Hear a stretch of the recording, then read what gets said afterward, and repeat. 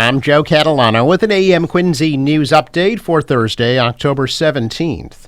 The Quincy Planning Board is reviewing the proposal from Mayor Thomas Koch to rezone the Eastern Nazarene College property to encourage 55 and over housing once the college closes at the end of the year. During a public hearing last night, some residents expressed concern about overdevelopment, traffic, parking, and flooding concerns with any new development on the 21-acre parcel.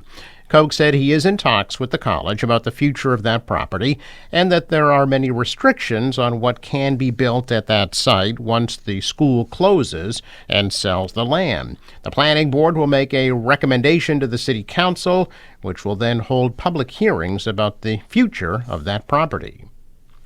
A special event at the Clifford Marshall Elementary School in Quincy today, launching a first-of-its-kind literacy program.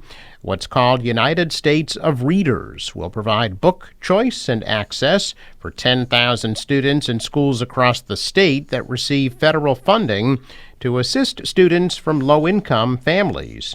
Each student will receive 10 books per year that they select, and every teacher will receive 25 books annually for their classroom library.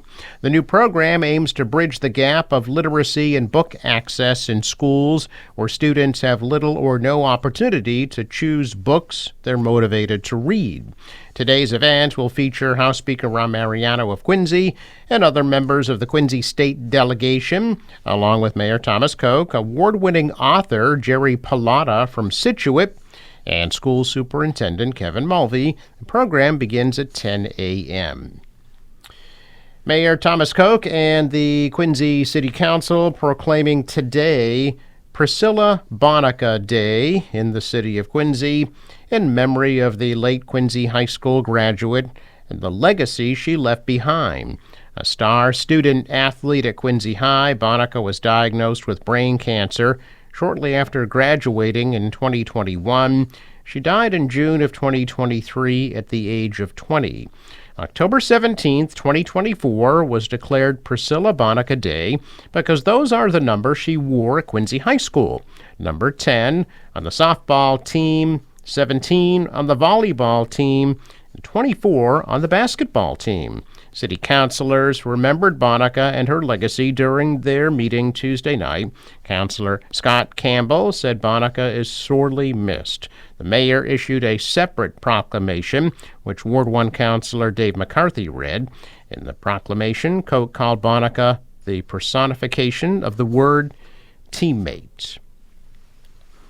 Battle lines continue to form around a ballot question to change a key component of the education reform law that some say made Massachusetts the best educated state in the country, separating politicians who are used to standing on the same side of most issues and simultaneously creating strange allies. The day after, Senator Elizabeth Warren, a Democrat, declared during a TV debate against Republican John Deaton that she would be voting in favor of Question 2 to eliminate the requirement that students pass the MCAS exam to graduate from a Massachusetts public high school. A triumvirate of constitutional office holders from her own party planted their flags firmly in the camp against the measure. Governor Maura Healey, Lieutenant Governor Kim Driscoll, and Attorney General Andrea Campbell headlined a press conference hosted by the No on 2 campaign yesterday in Roxbury. At that event, Healey attributed the state's standing as the often ranked best public education system in the country to its teachers and to its statewide standards. Question 2 supporters say scrapping the standardized MCAS exam's use as a high school graduation requirement would allow educators to stop, quote, teaching to the test and instead focus on student needs. Districts would gain more autonomy over establishing graduation requirements that reflect students who've mastered competencies in the state's academic standards. The Massachusetts Teachers Association and other supporters, including the Quincy Education Association, say the measure would bolster equity among students from marginalized communities. And they often point to 700 students every year who are unable to graduate because they failed MCAS but met all the other requirements. Critics warn the measure's passage could lead to a patchwork of education standards and ultimately harm the state's future workforce. Yesterday's press conference could be the beginning of a more active opposition effort on behalf of some of the state's top elected officials. In addition to Healy, Driscoll, and Campbell, House Speaker Rahm Mariano of Quincy and Senate President Karen Spilka, the two most powerful people in the legislature, have also come out against Question 2.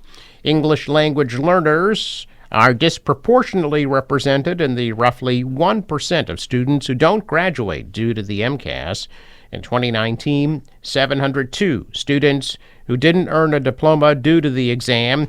281 were English language learners, according to data from the Board of Elementary and Secondary Education. However, of those 281 students, fewer than 30 failed the exam just due to a language barrier alone, and not other academic challenges. A check of business news this morning, and stocks opened the day in positive territory. The Dow was up 337 points. The Nasdaq rose 51. The S&P is up 27. Shares were higher in Asia. The dollar rose, the euro fell. Oil at $70 a barrel. Sports: Bruins beat the Avalanche in Colorado 5-3, and they are off to Utah to play the Expansion Hockey Club Saturday night at 9. Forecast from the National Weather Service today: sun and clouds, high 57. Clear and cold tonight, and lows in the mid-30s. Tomorrow, mainly sunny, high 63. Saturday, sunny, 70. Sunday, sunny, 72 for a high. For the boater, waves about a foot. A northeast wind 5 to 10 knots. High tide 11:34 a.m. Sunrise 6:59. Sets at 5:57. I'm Joe Catalano with an AM Quincy news update for Thursday, October 17th.